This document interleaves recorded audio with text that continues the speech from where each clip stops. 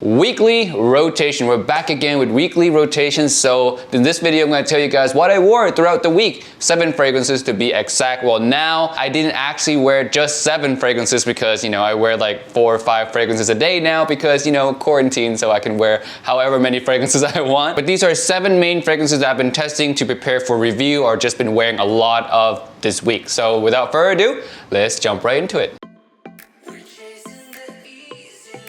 Alright, before we begin, don't forget to leave your own rotation down in the comment section below. What did you wear this week? Which fragrance was your favorite this week that you wore? Leave that all down in the comment section below. Now, these are in no particular order, so I'm just gonna grab them at random. First one here I'm gonna talk about is Pure Tonka by Mugler. Pure Tonka, this one I got just a few days ago, and oh man, this one is nice, I gotta say. I like it. It's a very subtle kind of like Tonka bean scent. I don't think it's a really loud projector like a lot of people say that it is. I don't think it's a super heavy, like cloudy, rich, warm kind of fragrance for wintertime. Off the top, in the initial opening, it is, but in the mid and the dry down, it becomes quite light to me, at least off my skin anyway. Yeah, in the opening, very heavy, but in the air, not so much. And I actually like the fact that it's not overly heavy, it's not like pungent, it's not too cloudy. I like the subtlety that's in this fragrance when it comes to the mid and the dry down. So I quite like this fragrance. It's a really nice casual wear fragrance. Being that it's gourmand as well, it's really nice to have a gourmand fragrance that you can just casually wear and not feel like you would offend too many people.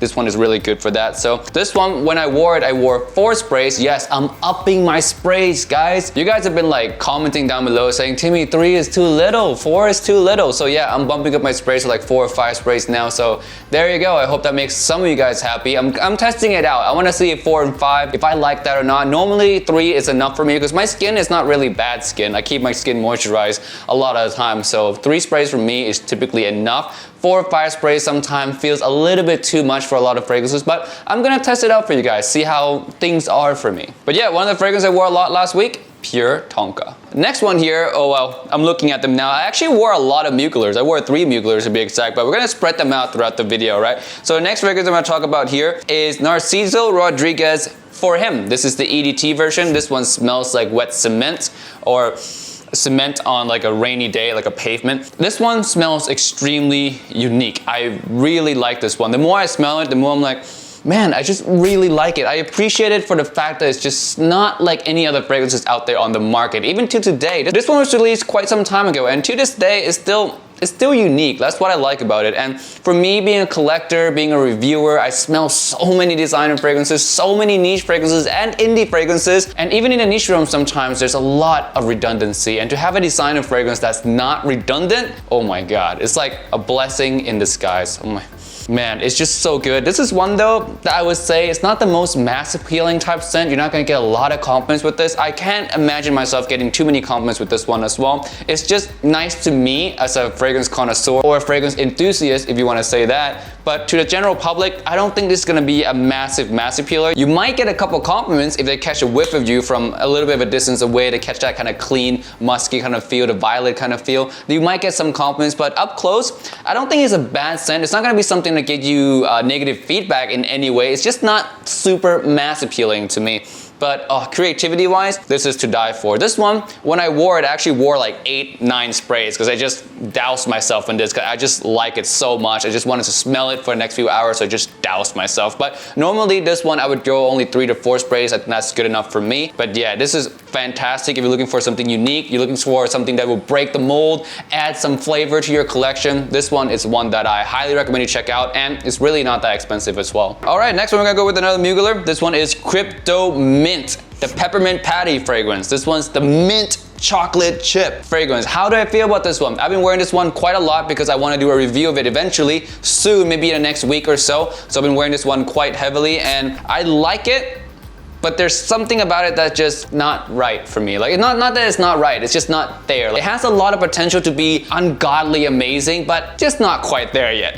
I like it so far though. It's creative, that's for sure. I'll give it that much. It's very creative. There's nothing like it on the market. The mint in here is a very different kind of mint than what you would find out there. It's kind of like a half toothpaste, half rich kind of mint. It's in between that. So the mint in here is quite unique. I like it. I like the chocolatey vibe in here as well. The one problem that I have with this one is that it's just not super practical. It's really not. And it's not the most mass appealing scent of all time either. So it's kind of like a novelty scent to me. You wear it for yourself, basically. You might get some compliment with this one, but at the end of the day, it's like you can wear a lot of other fragrances that would do a better job than this one. In terms of practicality-wise, we're not talking creativity. Practicality-wise, tons of fragrances would do better job than this one. But yeah, I will give it points for creativity. I do like the smell. It's just very impractical, and there's something about it that I'll touch on in the review that kind of like kills it for me with this fragrance in a way. But yes, that is for the full review coming up next week. Oh, I almost forgot. When I wear this, 4 sprays as well. 4 sprays of mint chocolate pumps, dude. 4 sprays out of this crappy atomizer, you know? But yeah, that's 4 sprays I wore. Next one right here, we have a niche fragrance. This one is Pacific Rock Moss. Now, I saw this one in my collection off the corner of my eyes. I was like, I wanna wear that one today. I feel like that one today. So I picked it up, doused myself 5-6 times with this fragrance, and I was in bliss, man. This thing smells absolutely fantastic. There's a little bit of an oceanic vibe in there, some saltiness, some mossiness. It just feels like the coastline. I can feel like I'm at the beach in a way, just like catching all the oceanic air. This thing just smells really good. It's really scenic in the way that it portrays the images in my head. It just smells fantastic. I really like this one. It's very versatile as well. I normally wear this on summer days where I wanted something a little bit more luxurious, but still refresh and fun at the same time. Something niche, but not too heavy, still creative, but simple and refreshing at the same time. That's when I pick up Pacific Rock Moss, and it works perfectly for those type of occasion. I really enjoy this one. Glad I picked up a bottle. It's $180, so it's a little bit expensive, I guess, but it's 100 ml. $180 for 100 ml for a niche fragrance. Really not so bad, especially if you consider that you can use this in all situations in the summertime, basically. So this could be your one summer staple for only $180 for a niche fragrance that is quite creative, in my personal opinion. And yeah, I really don't have that much bad things to say about Pacific Rock Moss, besides a little bit on the performance side, but that's neither here or there. Because in the sun, this thing projects really well, projects fine for me. I'm not gonna complain about a fresh summer fragrances not lasting 12 hours. That's ridiculous. But yeah, this one is really good. Pacific Rock Moss, check it out if you haven't done so yet. This is also my favorite one from the line. I have tried everything from their line so far. This is still my favorite. I also met the owner as well when I was in Milan. He was pretty cool. The next one is the last Mugler of the week. This one is Pure Wood. I'm still very much in love with this scent. It's one of my favorite woody scents ever. It just smells fantastic. It's nice, rich, and creamy, while still being a little bit dusty and powdery at the same time. It's just really nice. It's deep. It has a lot of nuance to it while still smelling, again, just simple.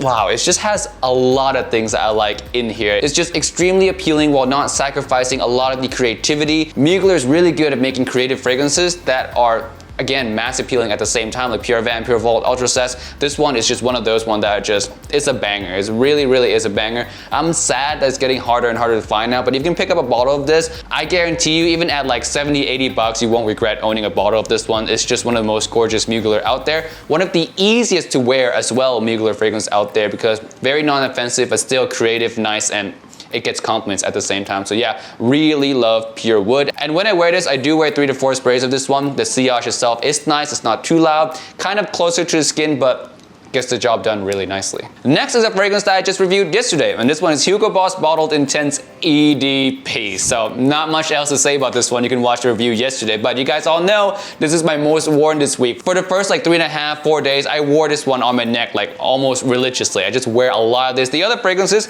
I've been wearing sometime on my hands, sometime before I go to bed, but this one throughout the day, oh my God, I've just been like dousing myself with this thing. I love it a lot. You guys can watch my full review for my full thoughts on it if you guys want to, but this is just to die for. The opening of this scent, intoxicating. One of the most intoxicating opening to a fragrance I've ever smelled. I legit cannot stop smelling this thing. Man, now I have to put it down though. I should have done this one as the last fragrance so I don't have to put it down, but damn. It's just so good. All right, so yeah, that was Hugo Boss Bottled Intense. I wear 3 to 4 sprays of this one as well, but lately I've been just spraying like a madman, but normally I wear 3 to 4 sprays. Last one I want to talk about today is one that I wore this morning actually. This one is one that I put it on because I wanted to see if I still hate it. And I do.